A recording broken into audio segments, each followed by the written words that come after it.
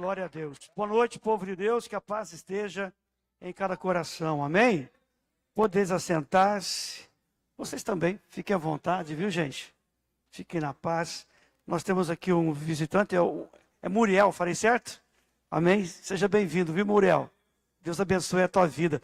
Vamos aplaudir o nome de Jesus pela vida do nosso irmão? É um prazer tê-lo aqui, viu? Que Deus te abençoe. No nome de Jesus. Amém. Glória a Deus. Vamos lá. Gente, nós teremos domingo a nossa Santa Ceia, tá bom? Não deixe de... não deixe de estar na Santa Ceia, tá? É importante que você esteja na Santa Ceia. É um mandamento de Jesus. E eu sei que Deus vai fazer um milagre. Temos aqui alguns nomes que deixaram para a gente orar. No final, a gente vai estar orando. Amém, gente? Maravilha. Vamos então à palavra de Deus. Você vai abrir a tua Bíblia comigo no Evangelho de Mateus, capítulo 16. Obrigado. Sarou, Wagner? Tá uma gripinha. Sua mulher falou que você estava lá pedindo o SAMU, que você estava lá desesperado por causa da gripe. Amém. Vamos lá. Mateus 16, versículo 13. Se você encontrou, se coloque em pé, em reverência à palavra de Deus. Não esqueça, domingo é Santa Ceia. De manhã comigo e à noite com o pastor Anderson. Nós estamos na corrente lá também das manifestações do Espírito de Deus, ou os 7 Espíritos de Deus, como o texto chama, mas nós estamos falando sobre o Espírito de conhecimento. Já falamos sobre a sabedoria, o Espírito de entendimento e conhecimento. Parece tudo a mesma coisa, né? Mas são diferentes. Tá bom? Aí você vai entender nas nossas mensagens de domingo. Ok, gente? Maravilha. Vamos lá então. Diz assim a palavra de Deus, versículo 13. E chegando Jesus às partes de Cesareia de Filipe, interrogou os seus discípulos, dizendo: quem dizem os homens ser o Filho do Homem? E eles lhes disseram, uns João Batista, outro Elias, e outros Jeremias, ou um dos profetas. E disse-lhe ele, e vós, quem dizes que eu sou? E Simão Pedro respondendo disse, tu és o Cristo, o Filho do Deus vivo. E Jesus respondendo disse-lhe, bem-aventurado és tu, Simão Barjonas, porque não foi carne e sangue quem tu revelou, mas meu Pai que estás nos céus. Pois também eu te digo que tu és Pedro, e sobre esta pedra edificarei a minha igreja, e as portas do inferno não prevalecerão contra ela. E eu darei as chaves do reino dos céus. E tudo que ligares na terra será ligado nos céus. E tudo que desligares na terra será desligado nos céus. Até aí, amém. Levante tuas mãos aos céus. Diga assim comigo com fé. Glória ao Pai, glória ao Filho e glória ao Espírito Santo de Deus. Pai querido, Deus eterno, abençoe teu povo, a tua igreja. Nos dê a tua bênção, cobre-nos com teu sangue. Ajuda-nos, Senhor, em nossa vida, para que a tua bênção se concretize em nós, em nome de Jesus. Amém. Vamos aplaudir Jesus. Jesus é bom demais.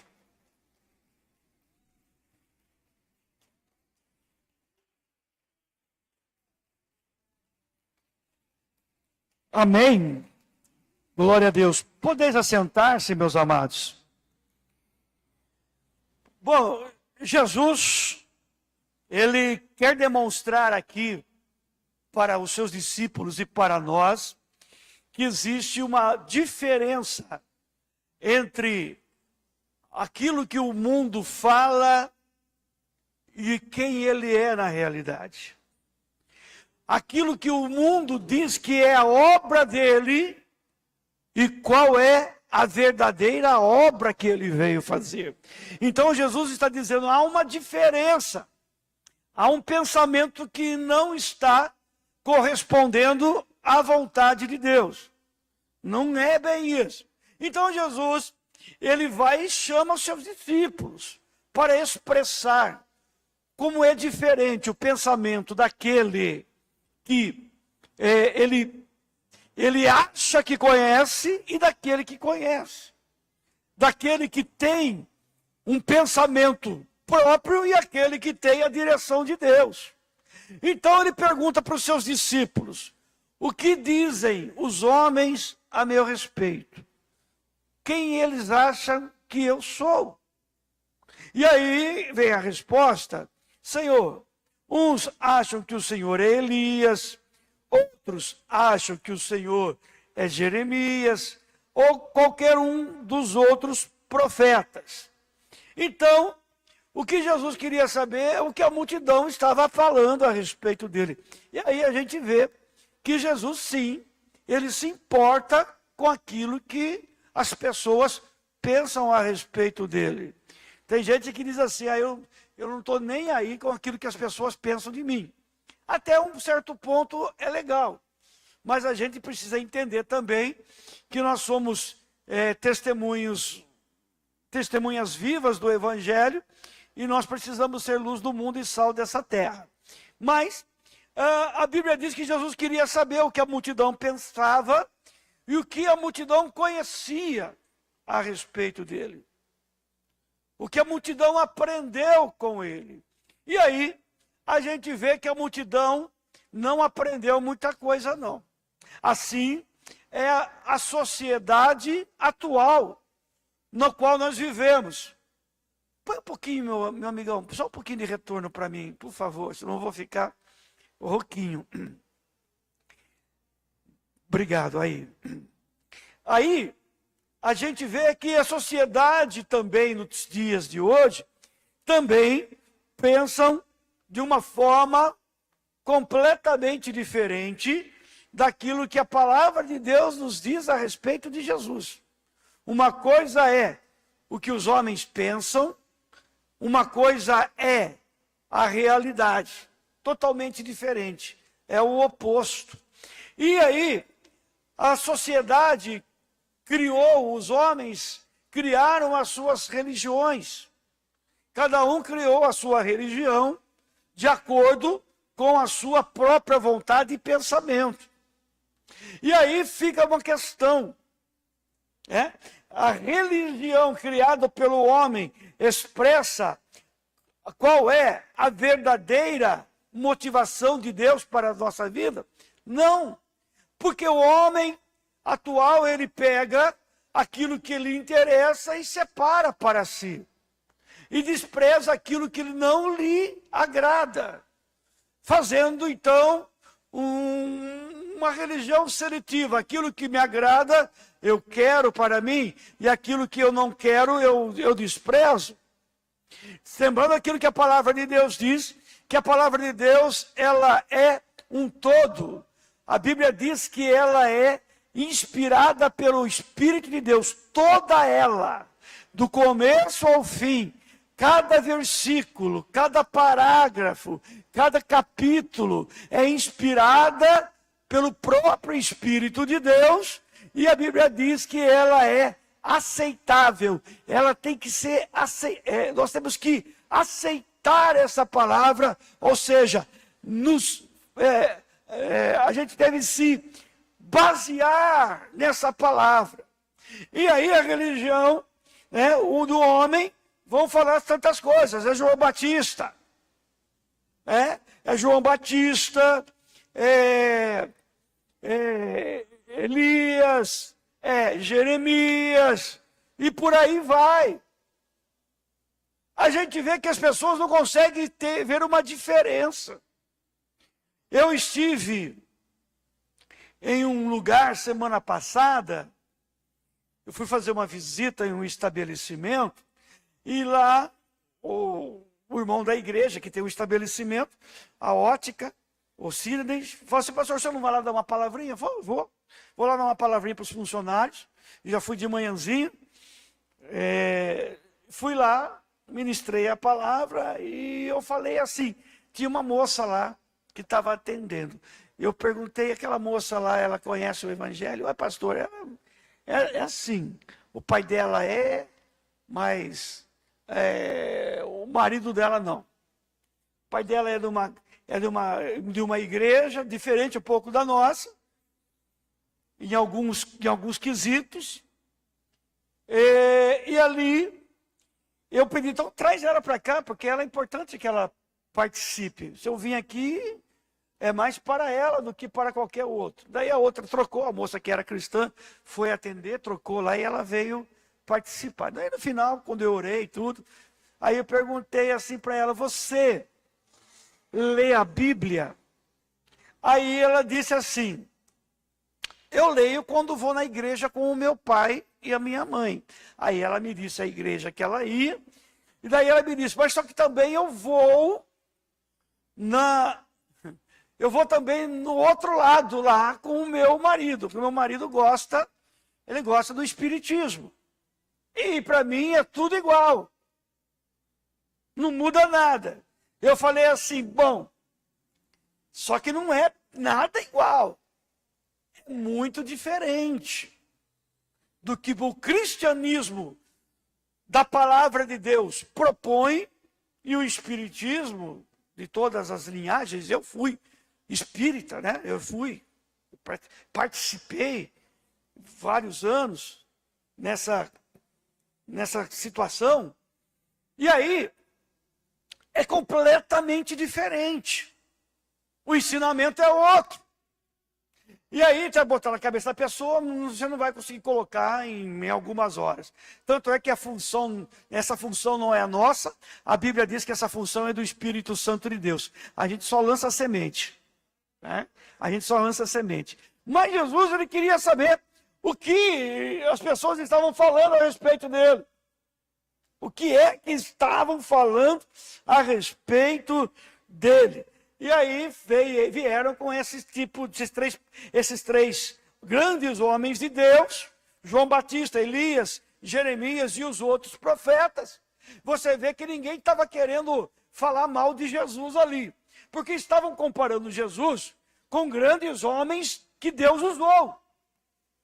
Homens que foram usados por Deus verdadeiramente. Só que tem um detalhe: a Bíblia diz que Jesus é maior do que eles. O próprio Jesus, ele chega a declarar que ele, lá em João capítulo 8, versículo 58, Jesus diz assim: em verdade vos digo, que antes de Abraão existisse, eu sou. É interessante que ele usa o termo eu sou, que foi usado lá quando Deus falou com Moisés. Moisés disse assim para o Senhor: mas Senhor, tudo bem, o Senhor quer que eu vá até o Egito falar com o faraó, mas em nome de quem eu vou falar que eu estou indo? Porque os meus irmãos, eles não vão me aceitar se eu não falar quem é que está me enviando. O Senhor diz assim: diga a eles que eu sou. E o nome eu sou significa, ou a palavra eu sou, significa Jeová. Diga que eu sou Jeová. Eu sou o grande eu sou. E fora de mim não há salvação, fora de mim não há outro Deus, fora de mim não existe milagres. Então Jesus estava dizendo: antes que Abraão existisse, eu sou. E o salmista, no Salmo 90, Moisés mesmo dizendo: Senhor, Tu és Deus, de geração em geração, antes que o mundo e os montes fossem formados, tu és Deus. Então, o próprio Cristo, ele já está nos dizendo que ele não é comparado a nenhum dos profetas que passou-se. Ele é muito mais do que isso. A Bíblia diz que ele foi o unigênito do Pai, o único Filho de Deus.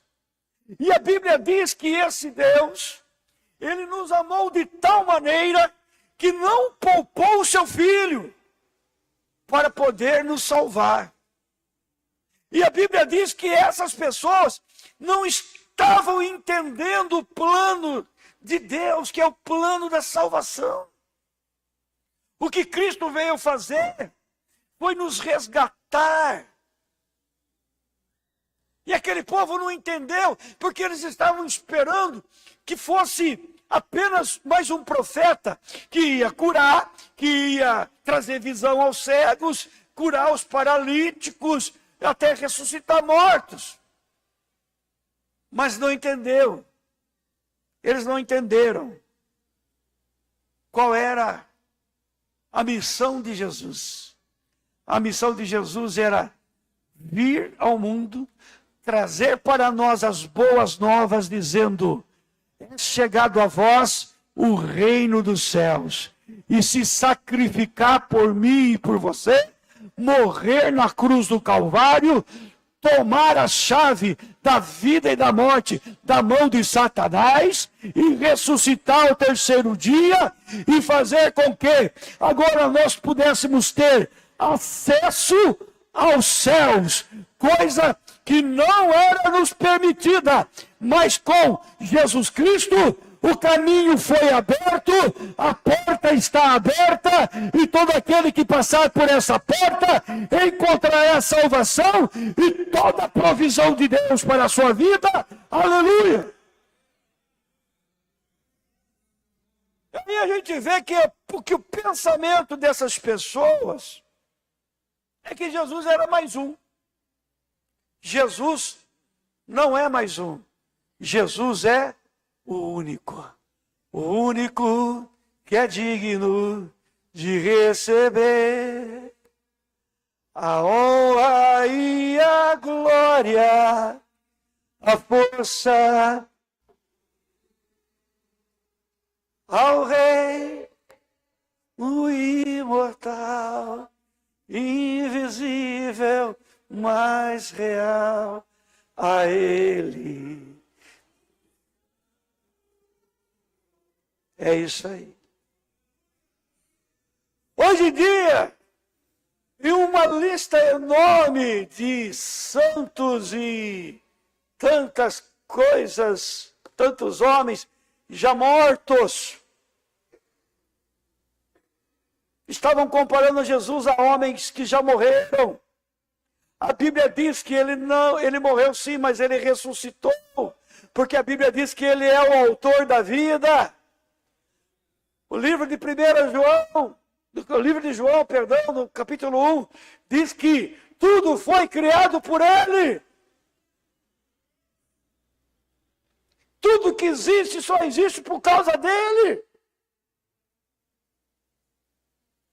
E aí a religião humana quer fazer um Jesus sofredor, com perdão da palavra, se eu não quero ferir a fé de ninguém, mas dependente da sua mãe.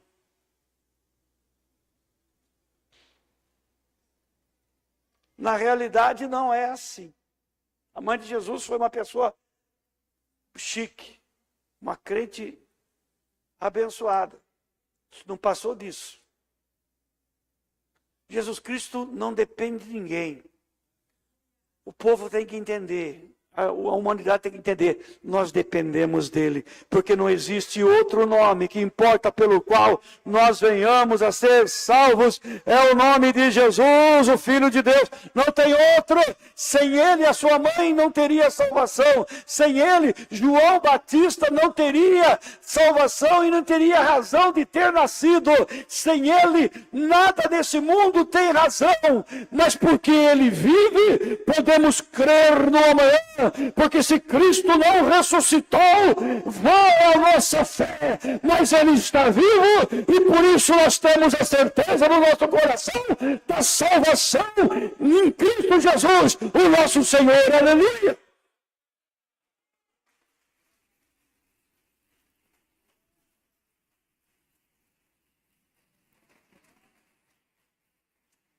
Falam de um Jesus morto, sofredor, vítima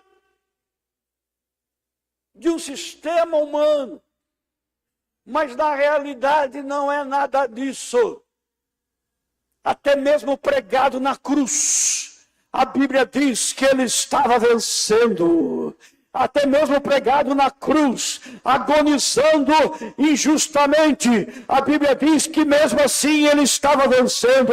E aqui vem um recado para você que está aqui nessa noite, ou me vendo pela internet. Você pode estar passando por um momento agonizante, mas se você está em Cristo Jesus, você não está morrendo e você não está perdendo, mesmo nessa dor, você está vencendo em Cristo Jesus, o nosso Senhor. Aleluia!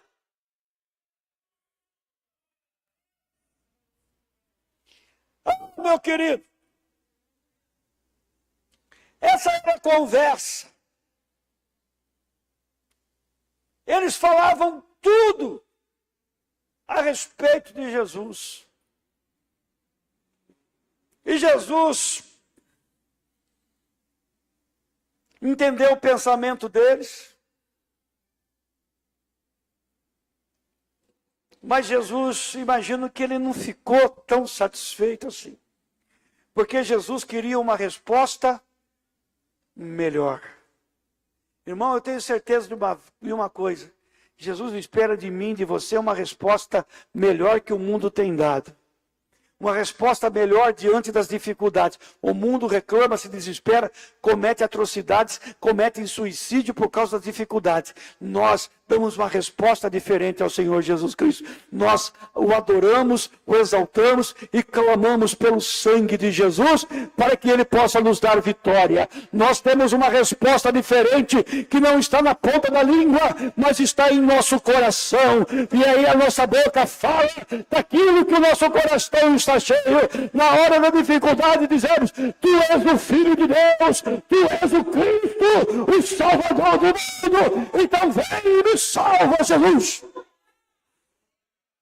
Aí Jesus perguntou para os seus discípulos: E vocês? E vocês o que pensam a respeito de mim? Quem sou eu para vocês? Essa era a questão. Porque o que interessava mesmo para Jesus era chegar aí. É o que os discípulos pensavam. Porque não tinha ninguém mais próximo do que os discípulos. Querido, não tem ninguém mais próximo de Jesus que o verdadeiro adorador.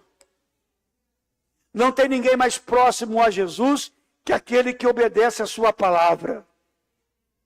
Não tem ninguém mais íntimo do Senhor Jesus do que aquele que caminha com ele nessa caminhada da vida. Aí a Bíblia diz que Pedro, ele se reúne com os seus discípulos, com os seus amigos, diante de Jesus, e a resposta foi diferente. Aqueles estavam fazendo parte da comunhão com Cristo. E aí qual foi a resposta de Pedro? Tu és o Cristo, o Filho do Deus vivo. Resposta certa. Se ele tivesse que ganhar um prêmio pela resposta certa, ele ganharia. E como ganhou? Foi diferente da multidão. Porque a multidão respondia baseada na sua crendice, na sua carnalidade, na sua emoção, na consciência humana e não na fé. Aí, o Senhor Jesus diz assim para Pedro: olha, Pedro, não foi carne que te revelou isso. Não foi sangue, não foi coisa natural. Foi algo sobrenatural. Algo que está em outro nível. Querido, Deus nos chamou para estarmos em um outro nível espiritual. Por isso Jesus diz: é chegado a vós a plenitude dos tempos. É a melhor época para servir a Deus, meu querido. Tem gente que vai, eu queria viver na época dos profetas. Você não ia querer. Eu queria viver na época dos discípulos. Você não iria querer ver. Se hoje é a plenitude dos tempos, é muito mais fácil hoje do que naquela época. Porque naquela época lá você ia parar na cova dos leões, ser crucificado, jogado na fornalha ardente.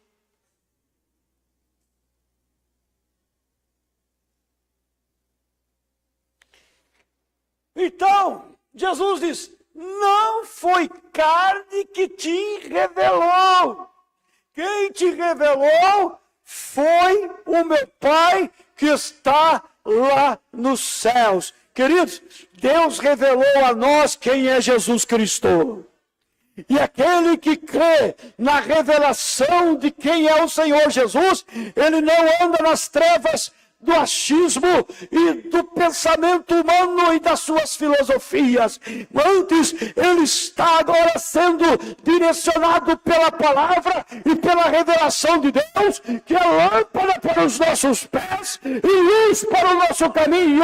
E aquele que está em Cristo Jesus não andará em trevas, mas andará na luz.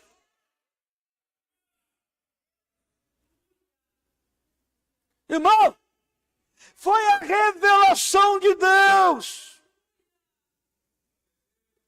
Deus, ele tem revelações para a nossa vida. E a revelação não é aquela, eu te estou vendo na tua vida. Eu acredito em revelações desse tipo, sim. Acredito, sim. Verdadeiramente. Mas a Bíblia diz que é para aquilo que é útil. Aquilo que é útil, Deus vai te revelar. Aquilo que é útil para a igreja, Deus vai revelar.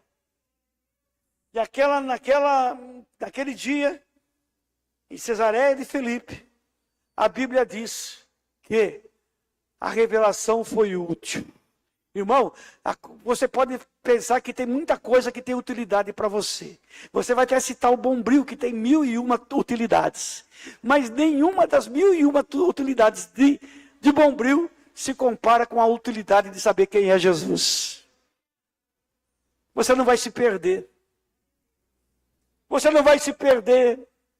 E aí a Bíblia diz: tu és o Filho, o unigênito do Deus vivo, tu és o Filho e Ele é o Pai. Ele é o Pai. Olha só, Jesus, ele se tornou o primogênito de muitos irmãos. Nós somos agora irmãos de Jesus. A Bíblia diz que o Senhor deu uma revelação para Pedro. Pedro, que era Simão, o teu nome será Pedro. E sobre essa pedra eu edificarei a minha igreja. Como é o nome da pedra? É Jesus. Mas pastor, não é Pedro? Não. Jesus está falando sobre esta pedra. Que pedra é? A revelação que Deus deu a Pedro. Porque a palavra Pedro significa, o nome Pedro, significa pedra pequena, partícula de uma rocha. A Bíblia diz que nós somos pedras vivas, mas a rocha eterna é Jesus. Eita nós, hein, irmão? Nós estamos alicerçados em uma verdade firme. Jesus Cristo é o Filho de Deus. Ele veio ao mundo para te salvar, sem se importar se você é um pecador de marca maior, assim como eu. Se você é uma pessoa boa ou ruim, Ele morreu por mim e por você. Essa é a palavra que Deus revelou a Pedro. Sobre esta pedra edificarei a minha igreja. Eu não sei qual é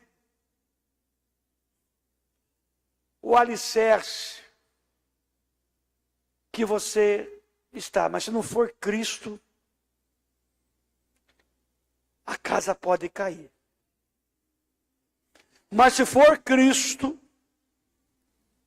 a casa que está edificada na rocha, virão as tempestades, os furacões, os terremotos, e a casa não cai. Porque nós somos a igreja de Jesus. Essa igreja está sendo edificada nessa revelação que Pedro recebeu.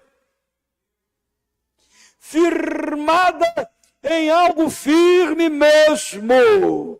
E Jesus diz, e as portas dos infernos, e as portas do inferno.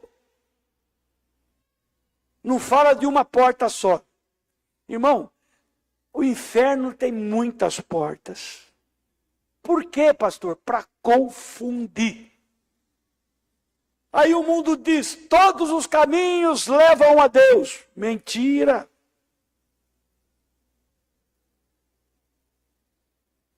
Quer viver milagres? Só existe um caminho. Só existe uma porta. Jesus diz em João capítulo 10, eu sou a porta. Jesus é a porta. Jesus é a única porta. O mundo, o inferno tem muitas portas que prometem felicidade, riqueza, paz, alegria, satisfação e até salvação. Mas é porta que leva ao desespero. Falar nisso, eu tinha a porta dos desesperados, não tinha? Na televisão? Tinha uma coisa assim, não tinha? A porta dos desesperados. A pessoa ia lá, acho que era o Sérgio Malandro que fazia. O diabo é malandro, hein? Aí a pessoa abria lá, quando abria, havia um gorila lá, sei lá, eu via as pessoas assustadas. Você assistiu isso aí já, né, Carlão? Não lembra, Carlão? Sei disso. É. Mas tem a porta dos desesperados. É que o inimigo quer fazer. Ele quer trazer desespero. Mas Jesus, ele quer trazer vida e vida em abundância. E Jesus diz mais. Vocês estão protegidos. Enquanto estamos nele, estamos protegidos. Estamos na vitória. Podemos até ser perseguidos, mas estamos vivos. 1 João capítulo 5, versículo 18 diz que nós já vencemos o maligno por causa de Jesus. Vencemos o maligno porque estamos na rocha. Estamos no caminho. E aí Jesus diz assim para Pedro: e eu te darei as chaves, no plural também, as chaves do reino dos céus.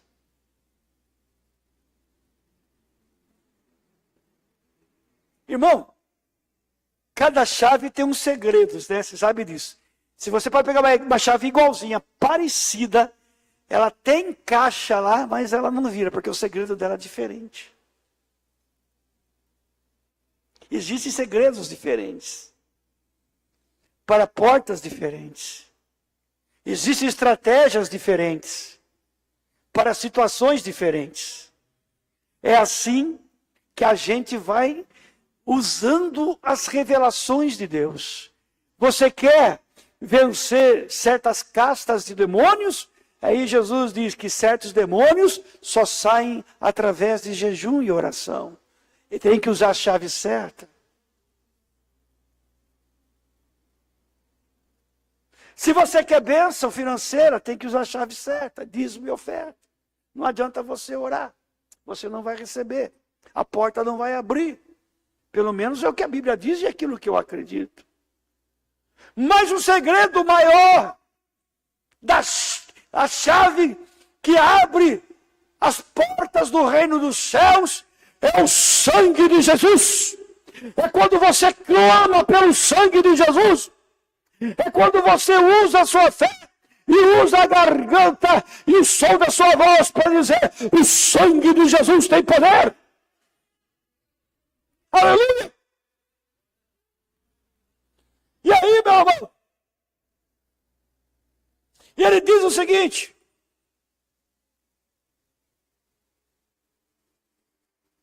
e tudo aquilo que você ligar,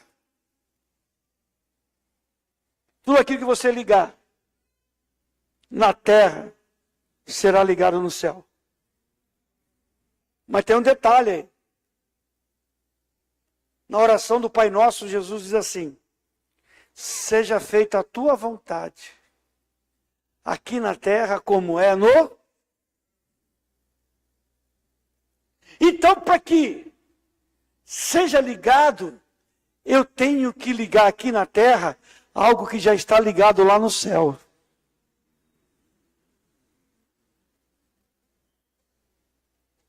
Não adianta eu pedir algo que não está ligado no céu, que não vai ter, porque está fora da vontade de Deus. Está fora do conceito bíblico, está fora da revelação. É por isso que a palavra diz: essa é a confiança que temos nele. Se pedimos alguma coisa que é segundo a sua vontade, ele nos ouve.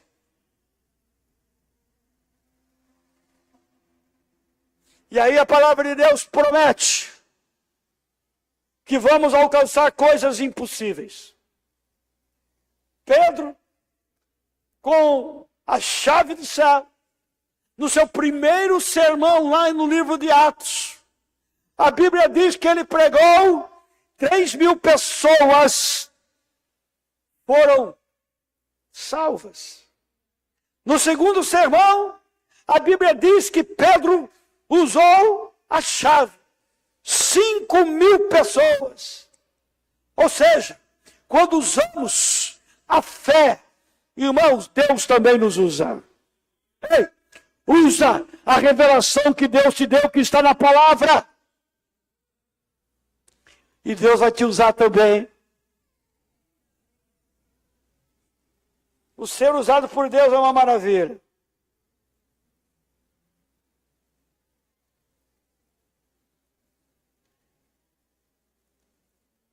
Pedro precisou aprender, depois da crucificação de Jesus e de sua ressurreição, depois que ele negou Jesus, ele precisou aprender a andar na revelação da Bíblia, da palavra de Deus. usar as chaves, usar a sabedoria, os dons que Deus deu à igreja. Deus te chamou e a Bíblia diz que Ele nos deu os dons. Ele deu dons para cada um de nós, para termos uma vida edificada, alicerçada em Sua palavra, para que o inferno e as suas portas infernais não prevaleçam contra a tua vida. Aí você vai se tornar um provocador de milagres, não só na tua vida, mas na vida de terceiros. E aí você vai poder dizer com certeza, com todas as letras, eu sou mais do que vencedor.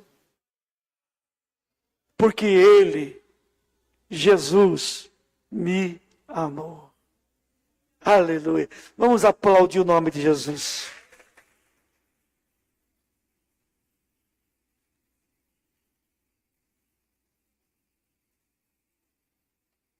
Deixa eu falar uma coisa para vocês. Ligar na terra e ligar no céu significa ligar o meu espírito e o seu espírito ao Espírito de Deus.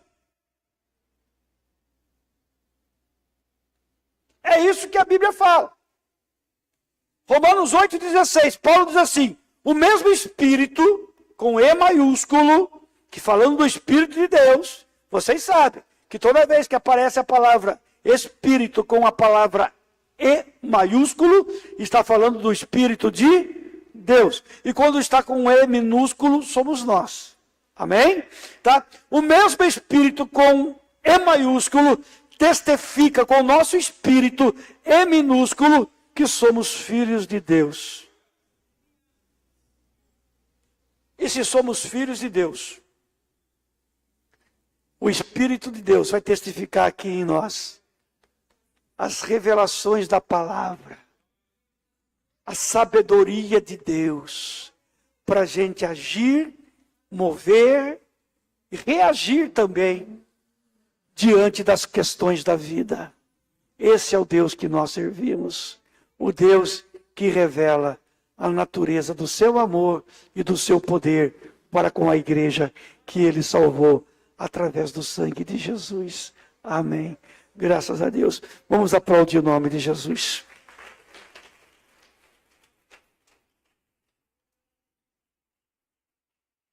Glória a Deus.